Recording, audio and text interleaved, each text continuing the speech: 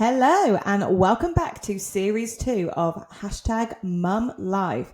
It has been a minute since we finished series 1 and there is a very good reason for that. Miss Kelly has welcomed little Maddie, another Queenie, to our crew. Oh my gosh, yes we have. We are now a family of 4. It's been like a year, literally. I think it's been not a minute, a year. Oh my gosh, yes. Shock horror. I am a mum of 2. Surprise! I mean, okay, so this episode, not surprisingly, we are going to get into all of that. So if you listen to series 1, we know that Kel, obviously you had quite a traumatic, pregnancy was a bit tricky, the birth, etc. So, you know, all the way through series 1, you pretty much were like, we are one and done. That is it. And when I was talking about 2 and the jump and stuff, you're like, yeah, not for me. We're one and done. That is it. So how on earth did we get to the point where you are now a mum of 2? I know. I think I really swore quite loudly, didn't I, that I was one and done. Well, you know, I said I'd never do it again. All those sleepless nights. Connor, I think, nearly had a breakdown. But yeah, here I am, mum of 2.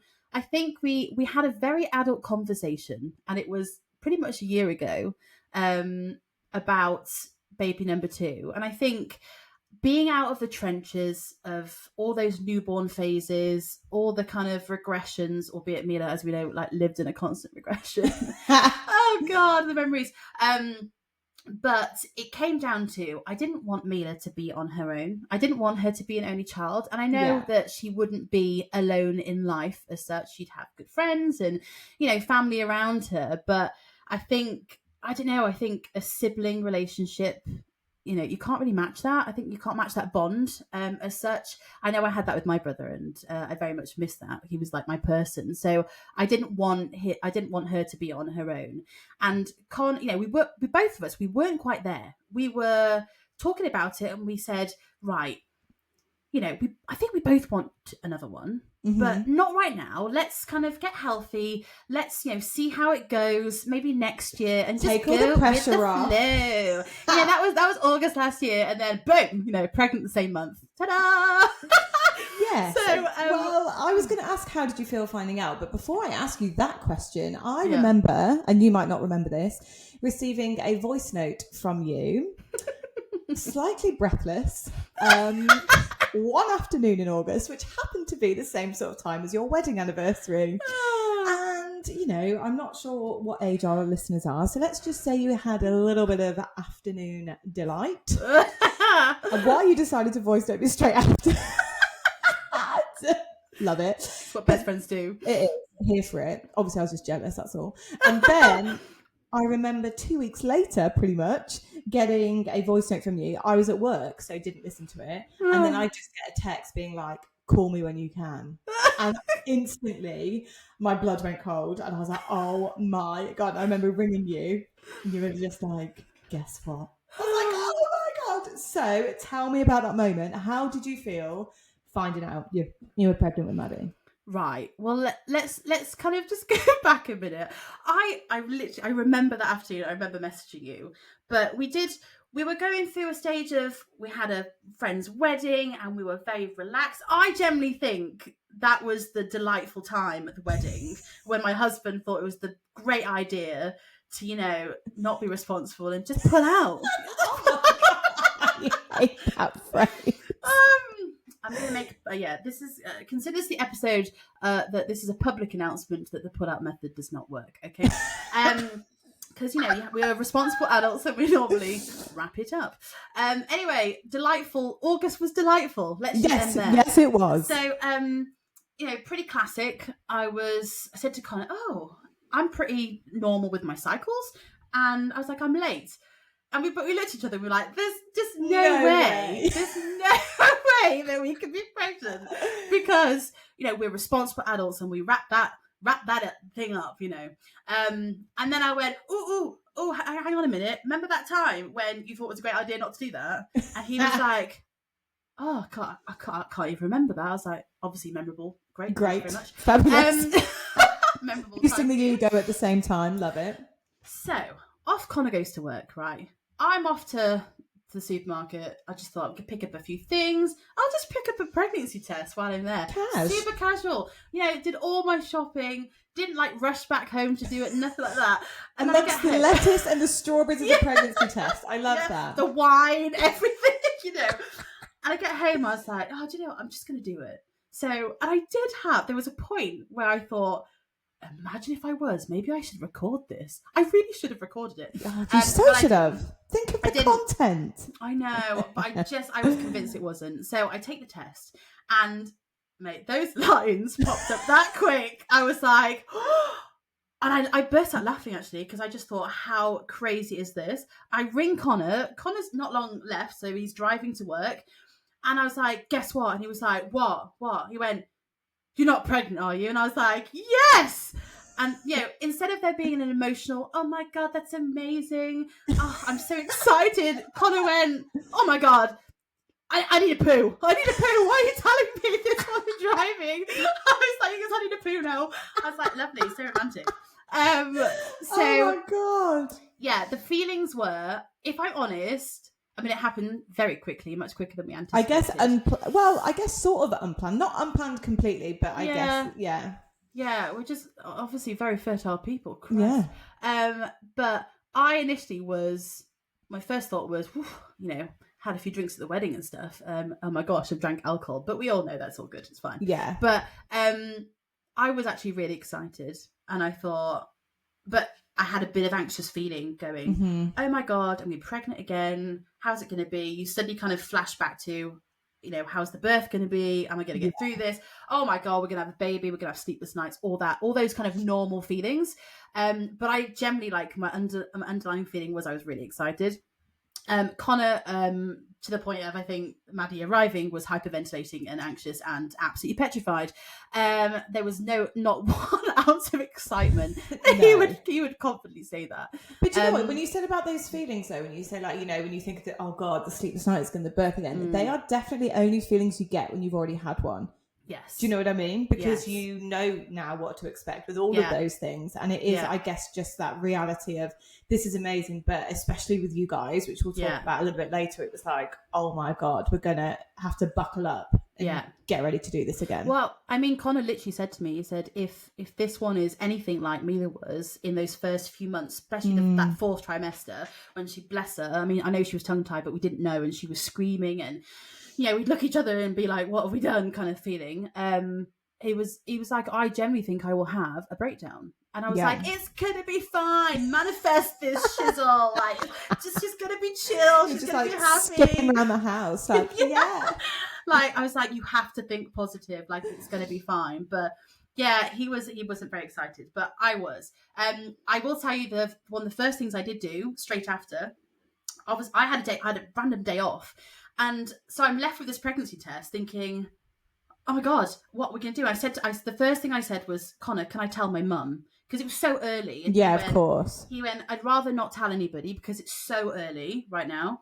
And I was like, oh, okay.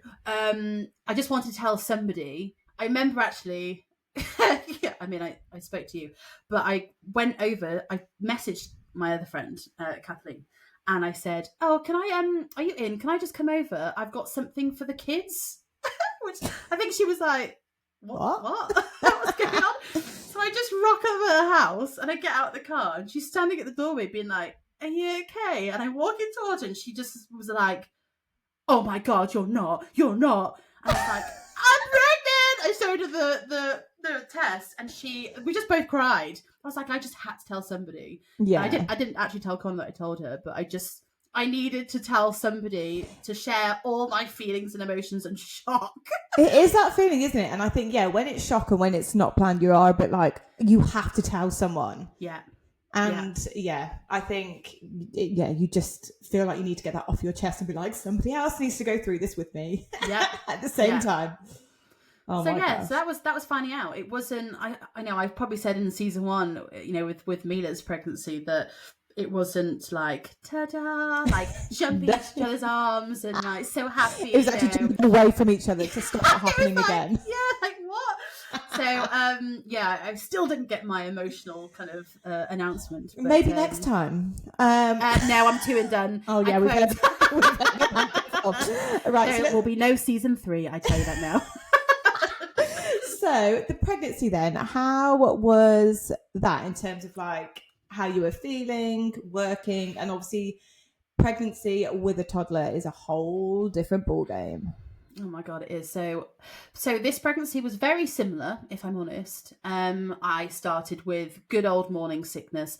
The only thing with this time, I had the anti-sickness tablets with Mila, and as soon as I took them, it just cleared up my sickness. This time, didn't do anything. It was just, I might as well have been eating Smarties. Do you know what I mean? It's just, so that was really difficult because the sickness just drains you. It's exhausting. I would say though, my sickness with Mila was any time of night, like a lot of time, like 2 a.m. in the morning. Whereas this one was very morning sickness, sickness. And I was kind of, I don't want to get too much information here. I was physically sick, but probably not as much at times as I was with Mila. Oh, really? But, yeah, as in I'd be vomiting like everywhere, like a lot. But once I vomited this time, it was, I felt better. I never had that feeling with Mila. So, morning sickness. My hair started to fall out again in first trimester, which a lot of people have like later on or kind of post baby. But it wasn't as much as it was as I had with Mila. Tiredness. I remember I literally like passed out on the sofa, and Mila came up to me and kissed me and like took herself up to bed. I woke up and I was like, oh my god, my child, right? Like, kind of was like, she's gone to bed.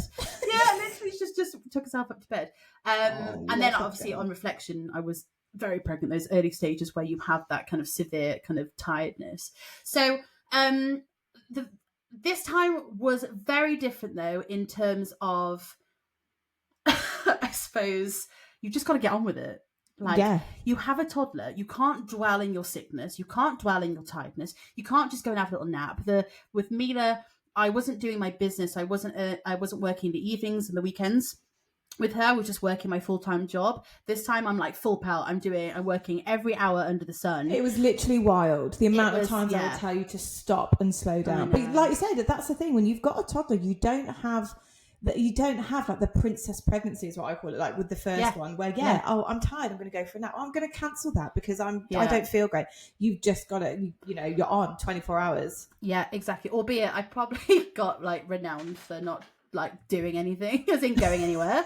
So my friends were like, it's a running joke now, we want to be out with Kelly, but she'll never turn up, kind of thing, because I was just so tired, or I was working all the time, or something would happen, I'd be sick, or Mila was poorly or something. So very much I was just much more relaxed though, I think, because I wasn't able to dwell in my symptoms. And last time I was on the app and I was like, oh, I'm week, week 16, and it's the size of a bloody watermelon or whatever. Yeah, it's funny, isn't it? Because like we said that, by the way.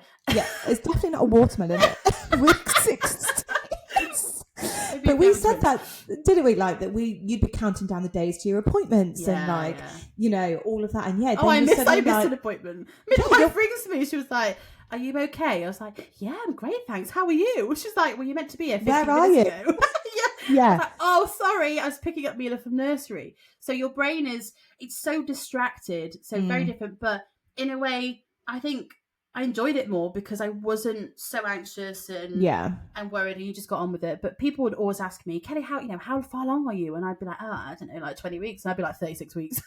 Oh yeah, having a baby. Like, that's what I was like with that. I literally like, I'm due in November. That's whatever the week that is. No idea. It's so I'd say still kind of very similar symptoms, tiredness, sickness, all that jazz, but very much more relaxed. And I don't know, I probably though felt more anxious about the birth because of how traumatic my birth was with Mila. Well, this was my next question. So let's talk birth. So if you listen to series 1, we did obviously a whole episode on the births that we'd had between us. And we know Mila's was extremely traumatic for both of you, all of you. Connor, we did talk about the men as well, but that was so traumatic, and obviously it ended in an emergency C-section. So talk to me about the birth then with Maddie. So completely couldn't be an opposite experience, to be honest, and I'm grateful for that. So I had a planned C-section with Maddie, Whoop, whoop.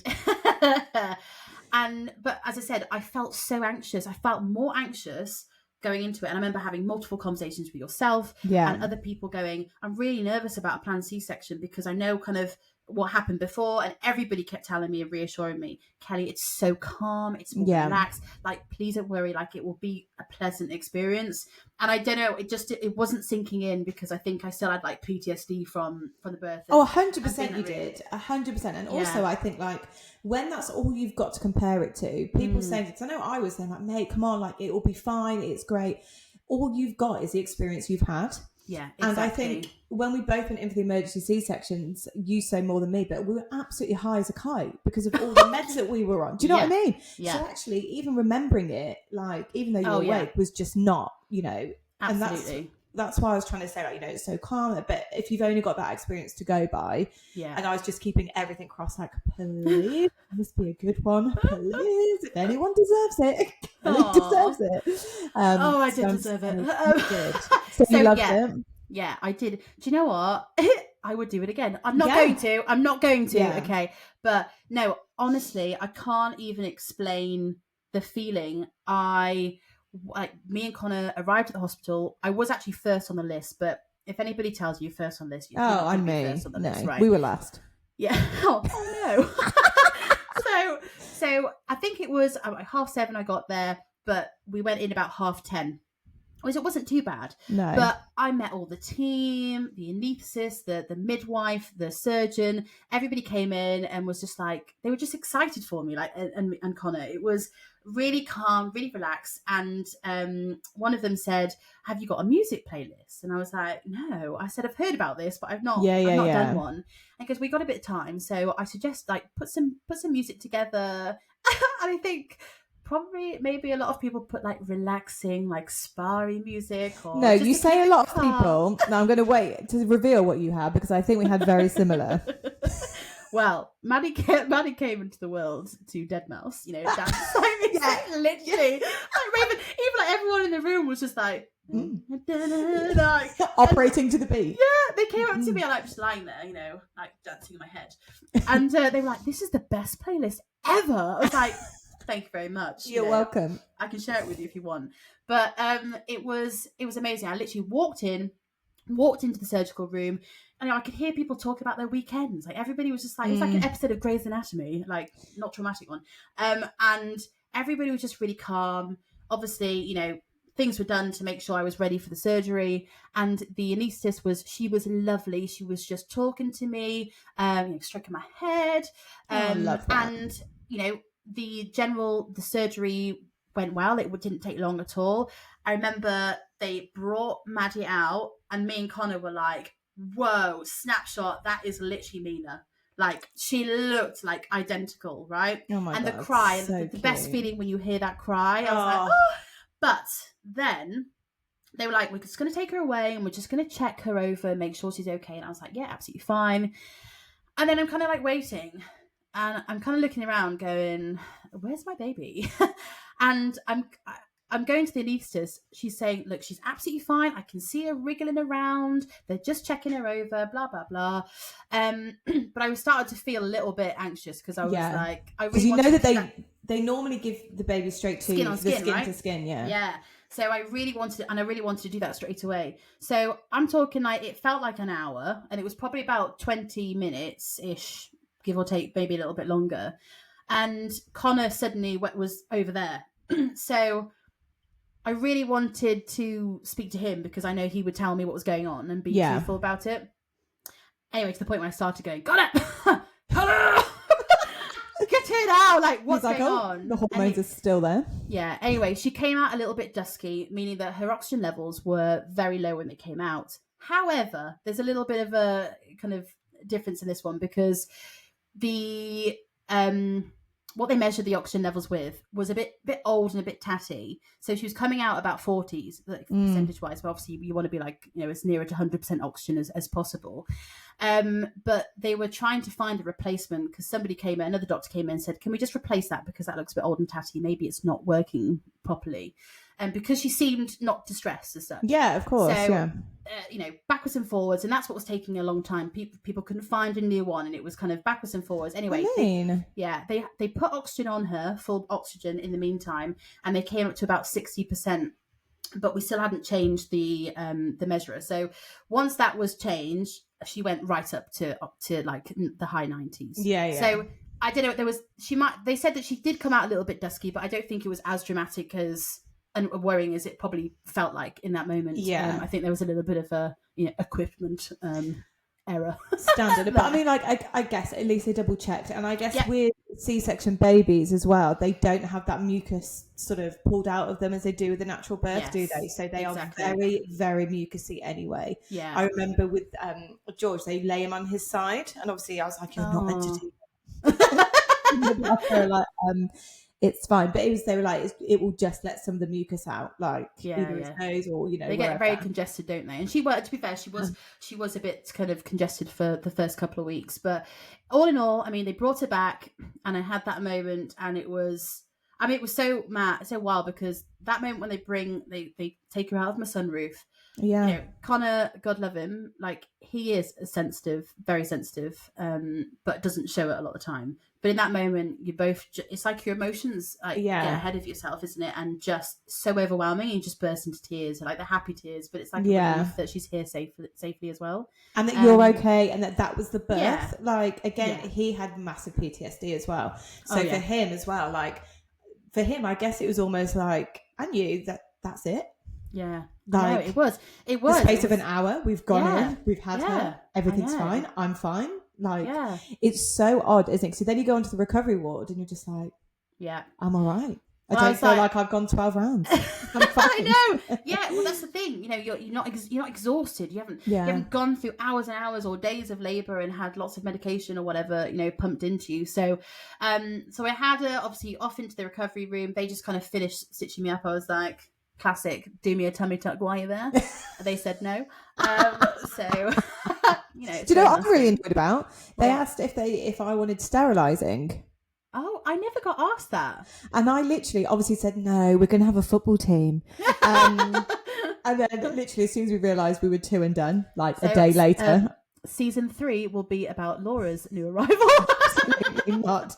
Absolutely not. We will talk about that in a different episode because Matthew has an appointment. Snip. Oh, gosh. But, so after the surgery, Maddie came out very hungry. She was ravished, literally. And we know kind of from previous episodes, I couldn't breastfeed Mila because she just wouldn't latch. And she kind of injured me there very badly. So, but it's like that instinct that you have when you hold them, and she just went on the boob and she just latched, and I was like, oh, okay, like this is. And I felt really comfortable, and I was like, okay, you do that. And she was so settled in hospital. We were there for probably just a day and a bit after, and she just slept. She ate. She was an absolute dream. And what was really nice, because we hadn't gone through all the traumatic, times of labour, me and Connor were just really chilled. Like, I felt a bit uncomfortable because of the C-section, but I had Connor there last time. Connor had to leave because of COVID, even though we'd been together for 36 hours. Don't even get me started on that. Yeah, but this time he was able to be there 24/7, so he just stayed with me, which was lovely. And we ordered McDonald's, we all had Costa coffees. I was like, it was like we were dating for like 2 days. It was just really nice, and we were just chatting about stuff, and Maddie was just happy, and she never cried once. She just was fantastic. And but I was dying to get out there. I just wanted to get home, her to meet Mila, which is what we finally did. And Mila, albeit she was a little bit overwhelmed initially when she met her, not with her, but more I think because my mum and dad were there, and it's a lot. It's a lot for a 3-year-old, just turned 3, and oh no, she was 2 then, just at the end of 2. So, but she was so happy, and she was just like, "Hello, sweetie pie," she's so cute. And we brought her home, and it's honestly, this experience so far has been completely opposite. They say you never get two the same. Maddie is nothing like Mila apart from looks. She is very relaxed. She smiles. She sleeps. She eats.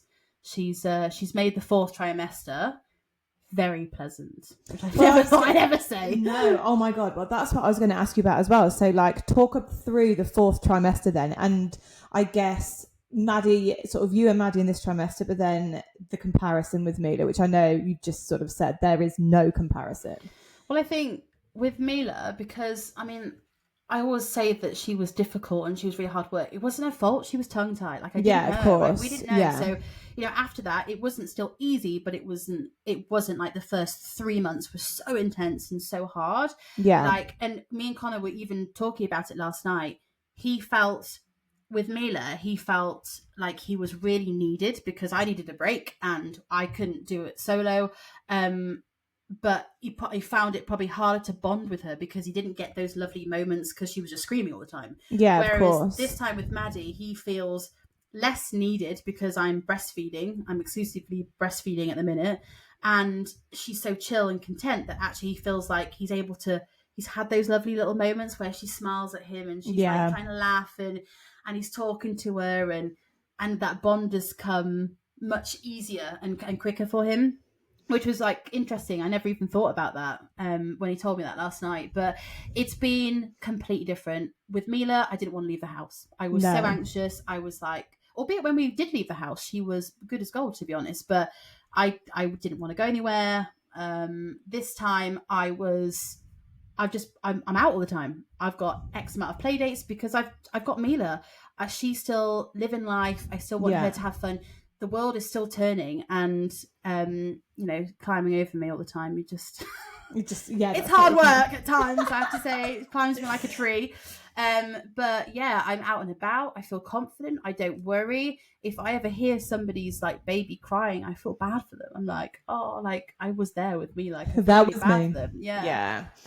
But going back to Connor, I remember coming to visit you guys and Connor, I think he was doing some work in the garden and he came in and I was like, whoa. He's like, what? I was like, you look 10 years younger since you've had Maddie. Like, how is that even? I love you for that. And then he like whispered, he was like, don't jinx it. Everything's gone really well. I think Maddie was only a few days old. I was like, don't jinx it. Yeah. I know, but we were a bit like that. We were a bit like that. We were like, okay, like she's doing really well, but we're kind of expecting it to change and expecting the worst. I mean, right now, from 5 weeks, don't hate me, ladies, she's been sleeping through the night. So, and if she does wake up maybe once for a feed, she goes straight back to sleep. I don't have to rock her, I don't have to shush her, she just goes to sleep. Now, she turned 3 months, and the last 3 days, she's woken up probably, I don't know, goes to sleep about 8:30, and then wakes up about midnight, 1 a.m. to feed, and then the same about kind of 4:30. So it's a couple more feeds, but she still goes straight back. She feeds, she never wakes up crying. She just stirs a bit, and I obviously wake up because you become a very light sleeper when you become a parent. Absolutely. She feeds, and then I just put her down back into the next to me in the snooze pod, and she's gone to sleep. So it's not even, I don't want to say the word easy, but in comparison, it really is easy. But of course, you say that. You're allowed to say that. But now I've said it, it's all going to go wrong. But again, if there was anybody that deserved a baby like this time round, again, it was you guys. Because I thought, like, obviously I kept thinking, like, your voice notes were coming up, like, I've got to listen to it because I need to know if they're okay. Because I know that if you had the same 4th trimester, like, I was genuinely scared. Yeah. Genuinely. And I mean that because I know how... it's hard. You know, tough it was. But again, like you said, when you've got a toddler, it's funny, isn't it? Because... you just have to keep going. You can't just be like, I can't leave the house, because like you said, they need to still go out and about. But you do have this newfound confidence where you know before you're like, right, we need to take this, we need to take this, we need to take this, and just in case this happens, let's pack this, you know, all that. Whereas now you're like, especially with you breastfeeding, it's like, let's just go, shall we, and just take some nappies. Well, you say that, I remember we went to classic garden centre trip. Oh my God. Was that your first outing? Yes, it was. Oh my God. Our first outing as a family of 4 was also a garden centre. You hit your 30s, mate, and garden centres are your life. But don't you feel like they're a safe space? They are a safe space. Literally. I loved it. And we went, and I remember I was just getting ready upstairs. I remember Connor going, gosh, like, your skin looks really good. I wasn't wearing any makeup. I just like put some moisturizer on, but I felt like fresh, my hair was done. Like I just felt I had the time to do it because Maddie was having a little sleep. And anyway, he goes, Kelly, I've just packed the bag in like less than a minute. What did we take before? And I said, well, because I'm breastfeeding, we don't need the bottles, the formula, all that stuff, the sterilizer, like dummy. She's not taking dummy. Like we don't need any of that stuff. All you need is my boobs and nappies. and changing nappies change. So already it kind of both of us felt more relaxed going out because it's not like stressful getting everything together. So he should be very grateful for my breasts, I tell you, my husband. Well, we will do a whole episode on feeding because again, with our experience between us, we've done everything that you can do option wise. So the breastfeeding, the pumping and formula and combi feeding. So we'll talk about that in our next episode. So even though obviously Maddie is a dream boat and so far just lush, mate, you've had 3 months. Do you know what I mean? What more do you want? I know. How have you found the jump from 1 to 2 children? Because I think in the early stages, I was like, this is okay, this is fine. I found it more tricky, I guess, when I was a little bit older and was starting to get into a routine. We know we're a psycho about routine. Then I was like, oh my God. But how have you felt so far the first 3 months? Well, do you know what? We say that you and me have always been very kind of, we like structure, we like routine, right? And that's how I was very much with Mila. And I think that went against me with Mila because, you know, she'd fight sleep. It would take me an hour to get her down for a nap, all that stuff. Yeah. And I did say, I think I have quoted at some point that if I had another one, and I think when I found out I was pregnant with Maddie, that I'm going to try and be more relaxed. I'm not going to do worry about naps and what stuff. And I really have followed through with that. Well, I think they can't see they can't get into a routine until 4 or 5 months old. Okay. But I wonder if there'll be a difference. So that's why I embrace that. Because I was just because they sleep whenever. Yeah. But I wonder if breastfeeding will make a massive difference with that because she's so content and generally tends to nod off after a feed. Because of the connection and stuff like that. I wonder if that will make a difference in order for naps and things. Do you know what I mean? And you won't have that fight and stuff. Yeah. So it'll be interesting to see how that goes actually. Well, I think the key thing here is when we had Mila, our life revolved around Mila. Yeah. Whereas Maddie, so far, Maddie is just fitted in to our life. She's literally just slotted in. Sometimes I'm like, oh, yeah, where's Maddie? She's fallen asleep in the little bouncy chair.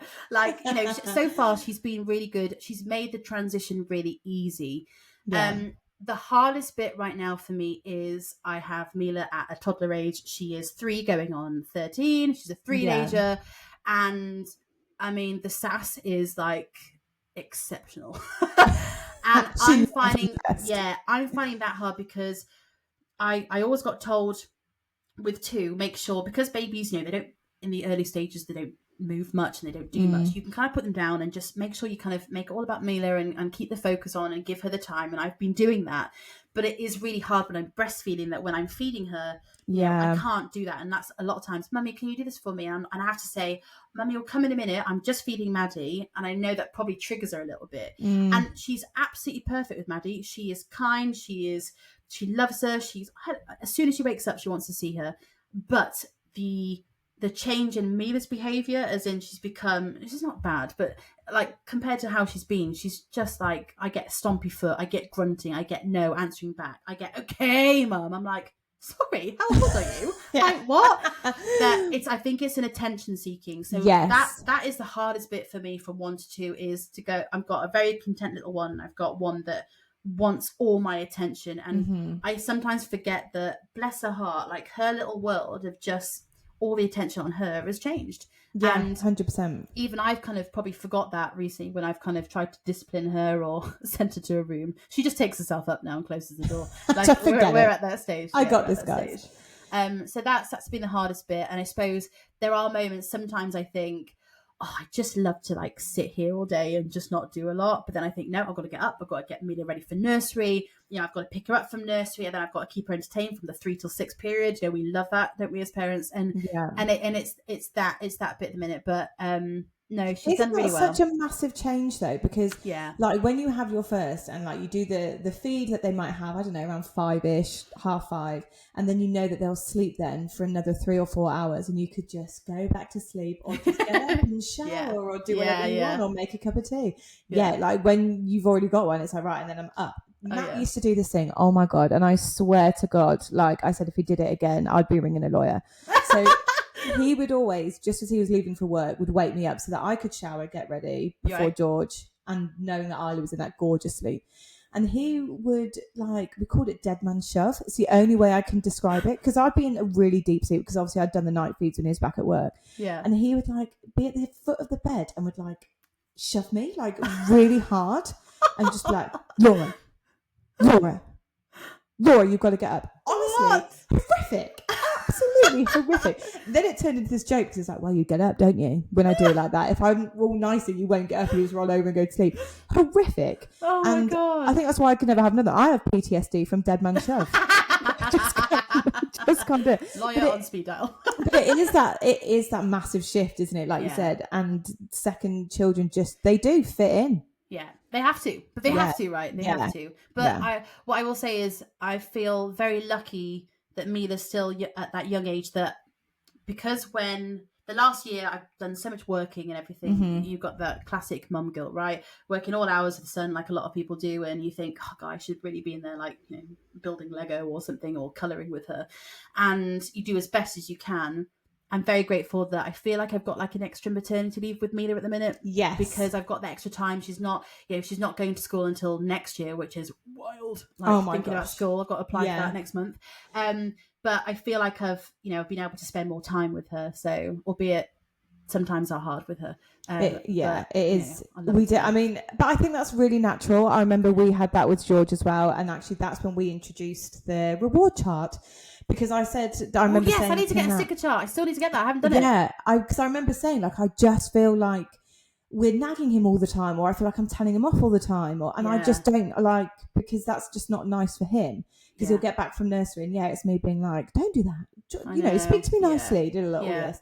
So that's why we did the reward chart, because I know some people don't agree with them, and there's different thoughts on it, but for us, it was a way to be like, oh my goodness, you've tidied up your toys. That is amazing. Let's put a sticker on that chart. When that chart is full, we will go to the toy shop and you can choose a prize or something like that. Yeah. And I guess it just changed the narrative and the conversation that we were having with him to try and put more focus on that positive, because he was exactly the same. It was all attention-seeking behaviour. Yeah. Nursery actually fast-tracked him up to the preschool early because they were like, we feel like he just needs different stimulation. He needs to be with the older children and rather than being one of the oldest. Well, that's really, and it's really reassuring, because I think I've spoken to, especially you and a lot of my friends that have had toddlers or have got toddlers, and they're all the same. I think girls tend to be a little bit more sassy and bring it home with that. That is, so true. My mum's not used to it either, and she went to me, do you think we need to take her to the doctor? I went, okay, mum. Right. So to do what? Well, behaviour's changed. And I said, well, it's because she's a toddler. Like, her brain is growing. Yeah, her whole world is like imploded on her. She's got somebody else now. Like in the house. Well, you were not like that. I went, well, congratulations, you had an angel child. But other girls are like that. So it made me laugh. But also, you weren't like that because you didn't have a younger sibling. Exactly, and I did say that. Yeah. So I was just the irritating second sibling. Do you know what I mean? Yeah, and I think that makes an absolute massive difference. Yeah. Because I think I always say, like, we should have had George and I the other way around, because like Isla now is so obsessed with babies, and I think it's a girl thing. Like you said, how Mila is with Maddie. Yeah. Like Isla is just obsessed. Yeah. To the point where she's like, do you have a baby in your tummy to anyone that she meets? Which can be no, actually can be rather awkward. I'm like, so sorry, she said it to everyone. But yeah, and then was asking me like, are you having more babies, mummy? No, absolutely not. Absolutely. Was there like a little bit in you that was at some point in the last year, maybe? Yeah. So I would say there was a 1%. that high. So I'm pregnant. No, there was a. Would it be? could we, should we? I think it was a bit of a question. And I always worry when I get a bit of a question because I think like I need something to knock this out of me. Now, bear in mind, we've got rid of all the baby stuff, high chair, car seats, knock this out of you. Cots. but do you know what I mean? Like I feel we've got rid of all of it because we're so content. I don't know if mentally I could do another pregnancy. Do you know what I mean? And then postnatal depression, all of that. I don't know if I could do that again, but we had a little scare. Oh yeah. I remember that voice note. Yeah, that was like a 9-minute one.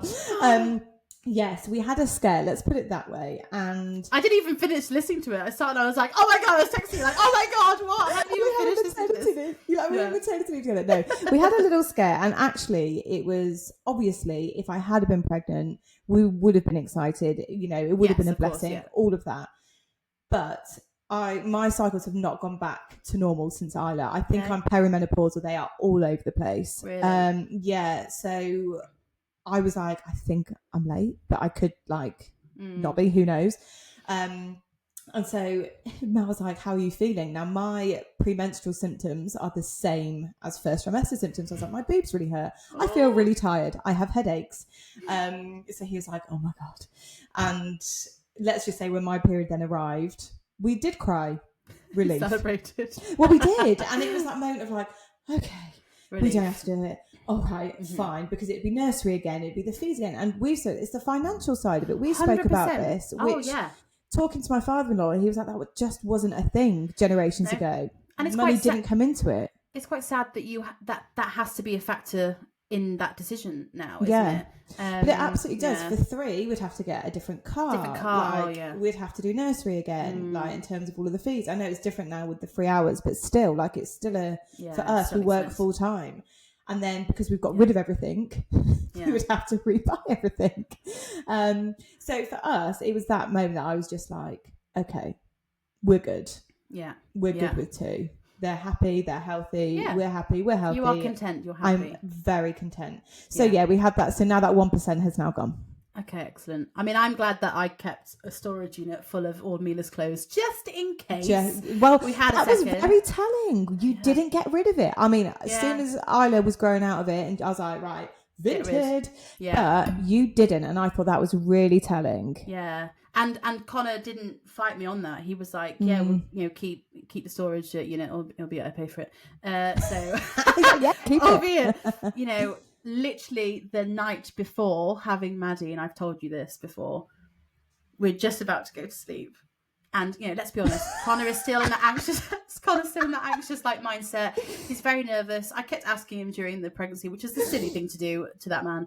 Of are you excited? Are you happy? And he's like, not really. And he literally turns to me before we go to sleep and goes, Kelly, I just feel so anxious about tomorrow. I don't think I really wanted a second child. I just went along with it because you wanted one. Good night. I turned over and went to sleep. And I was like, I'm about to be sliced open in the morning. Am I going to be a single parent? Like, what? Like, literally. Papers. Literally. Oh, God. And I remember you can't telling even me deny that. it. It happened. I was like, do you know what? I just really wanted to grab him and be like, you selfish. You did this to me. This is your fault. You didn't wrap your willy, okay? Your decision. And you said this will be fine. Yeah. Oh God. But here we are. We've got 2 beautiful girls. I actually couldn't be happier in my life right now. I really do mean that. So there's number 3 for you. No, there's not going to be number 3. It's no. I've never. On all seriousness, I've never envisaged, like you wanted a football team at one point. I've never envisaged that. I would 2. I think Connor, when we found out we were having another girl, I think he was a little bit disappointed because I think he would love to have had a boy. But he said he felt the same when we found out about Mila, and he was like, "Gosh, look at me now! Like she's got me wrapped around, her finger." That's so natural as well, and I think it's the same for women. Like when they find out they're having a boy, like. It's called I wouldn't know what to do with a boy. Yeah. Oh my God. Well, I obviously thought I could only carry boys, so that's why Isla was such a surprise. But I think that's just really natural, isn't it? And I think when it's your last one as well. Like we always said we never would keep going until we had a girl. We just never thought that we could have one. So you know, you just go with it, don't you? And we're both family of 4. Oh my God. Well, that seems like a great place to finish this episode. So thank you for telling us your whole story with Maddie. You're welcome. I just can't believe we're here. I know. I can't believe we're here either. I can't believe. Thought we would start series 2 with a new baby. Ta-da! Love it. I love it. So thank you very much for listening. We will be back in less than a year. Yes. If you don't follow us, give us a follow on Instagram, #mumlife or @mumlifepodcast. You will find us. And yeah, we will speak to you all really soon. Thank you for listening. Thank you. Bye.